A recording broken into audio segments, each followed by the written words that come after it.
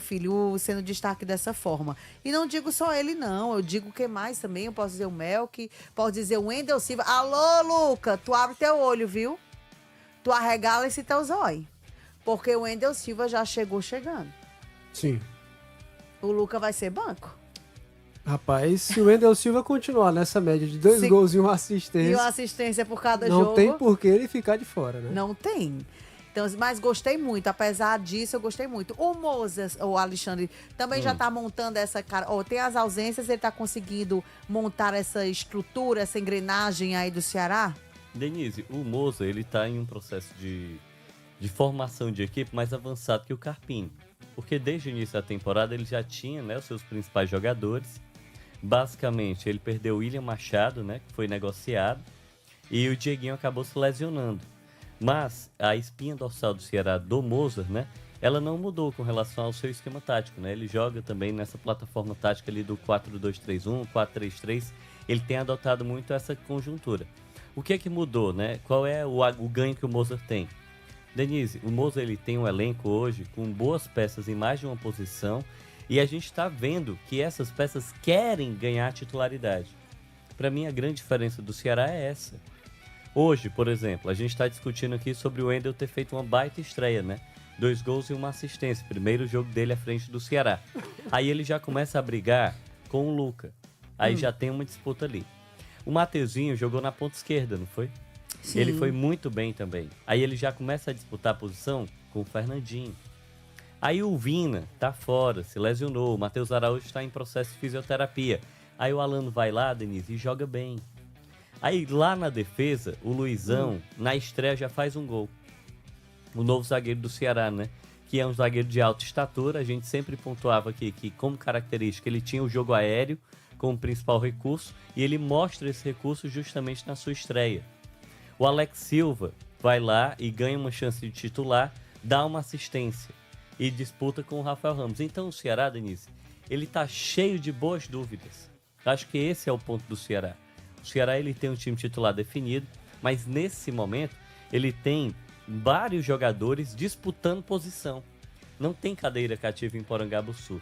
Para mim a notícia positiva do Ceará é essa. O técnico Moza, ele vai ter que desenhar, projetar um time titular, mas hoje ele pode falar que ele tem conseguido nesse meio termo de campeonato estadual, né, que não vai ser o nível que ele vai enfrentar na Série B, mas nesse momento muita gente está bem. Aí ele pode escolher, né, qual é a melhor formação de time para ele. A gente falou aqui do Luizão, do Wendel Silva, do Mateuzinho, do Alano. Só aí são 4 jogadores que disputam posição.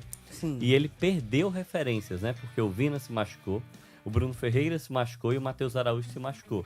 E mesmo sem esse trio, o goleiro titular e 2 dos seus principais jogadores, que eram artilheiros do Ceará antes da lesão e tudo mais, mesmo perdendo esses jogadores, o Ceará não perdeu a sua forma de jogar.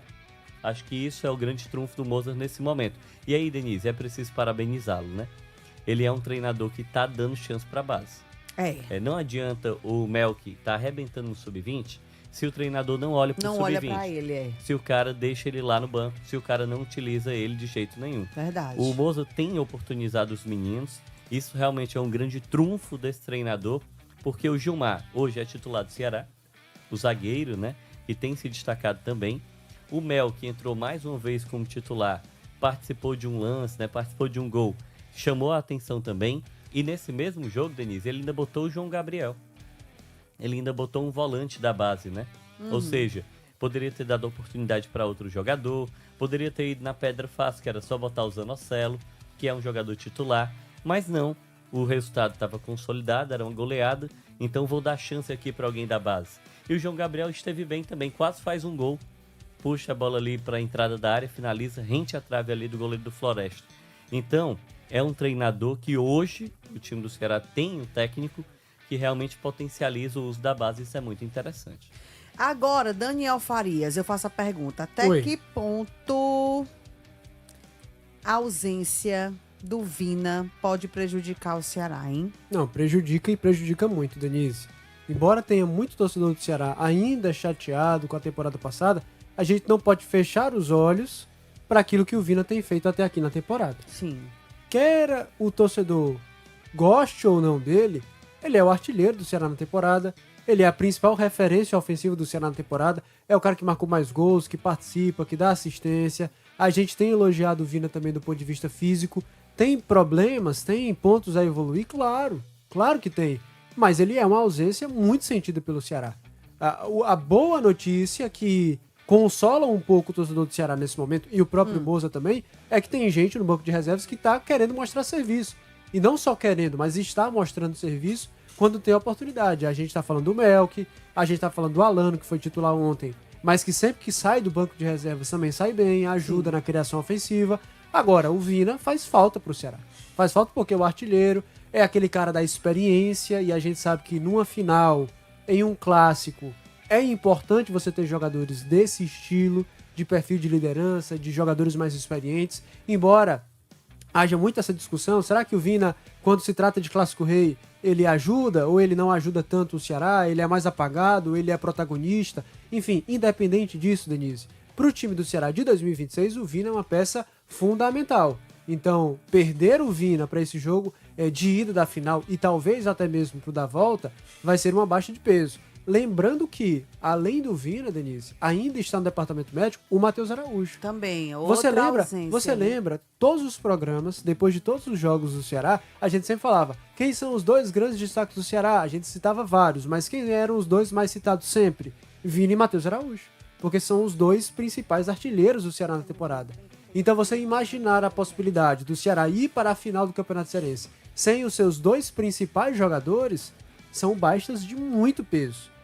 Eu acredito, até isso eu falo um achismo, não é informação, que o caso do Matheus Araújo, talvez o Ceará consiga recuperar tempo, até porque no último boletim do departamento médico, o Ceará falou que ele já está na fase final de tratamento lá na fisioterapia. Sim. Acredito eu que o Ceará vai fazer o esforço maior do mundo ao longo da semana para ter o Matheus Araújo na disposição no domingo. Se isso vai acontecer ou não, a gente não sabe, mas seria de suma importância diante dessa ausência do Vina. E aí vai caber a definição. Acredito eu, Denise, meu palpite, que o titular no lugar do Vina deve ser o Alano.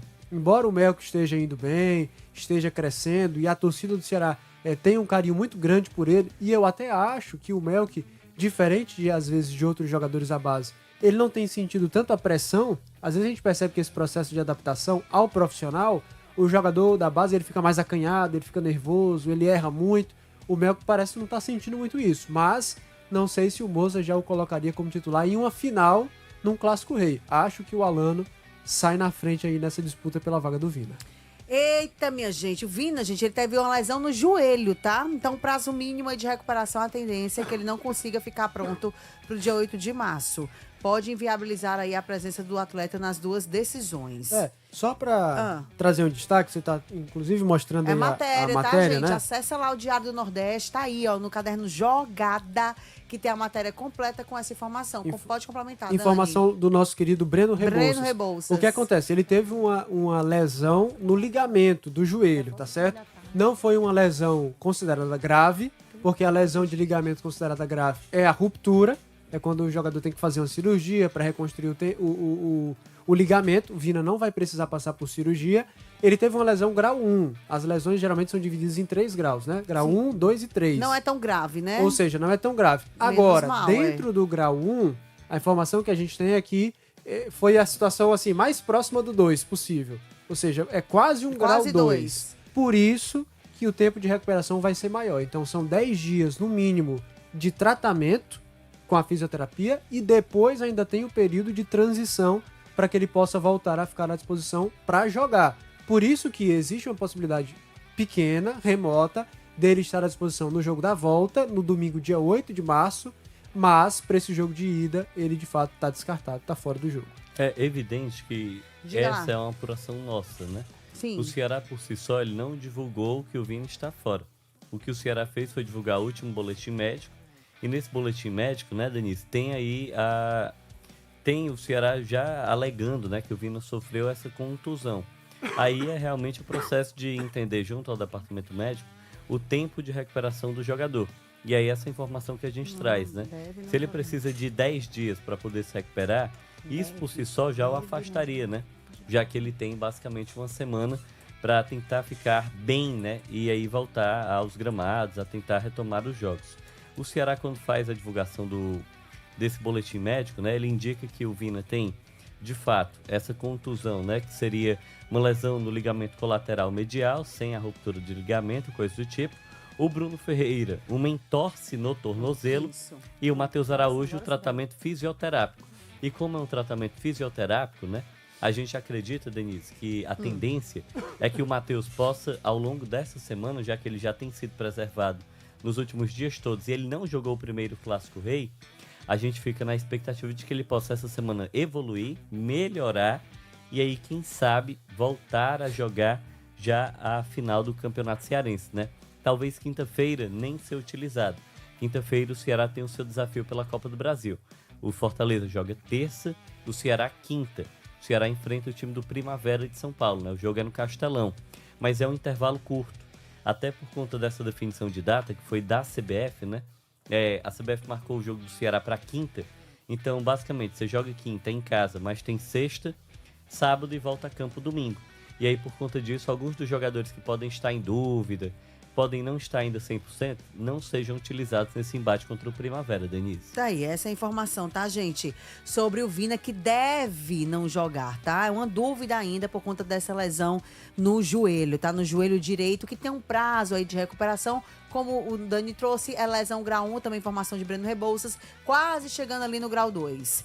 Vamos falar mais sobre essas informações. Tem Copa do Brasil no meio do termo. É final de Cearense, é Copa do Brasil, é tudo junto e misturado, torcedor. E não tem essa questão de prioridade não, viu? Guerra é guerra. E você que tá aqui com a gente, já participa aqui conosco no 988-87-306. Bora fazer o seguinte, primeiro intervalo aqui do nosso Jogada e já a gente volta com mais informação e com a sua participação. Eu quero escutar você, torcedor. O que é que você achou do jogo, dos jogos? Quem chega mais preparado para este clássico? Primeiro clássico, dia 1º de março. E no dia 8 é decisão na nossa querida Verdinha. FM 92.5. Deixa eu falar também que a galera que está nos acompanhando em Sobral. Minha gente, nós temos aqui uma audiência danada. A turma tem a Verdinha FM Sobral 103.7. Um beijo pra toda a galera sobralense. E tem no Cariri também, tá? 107.7.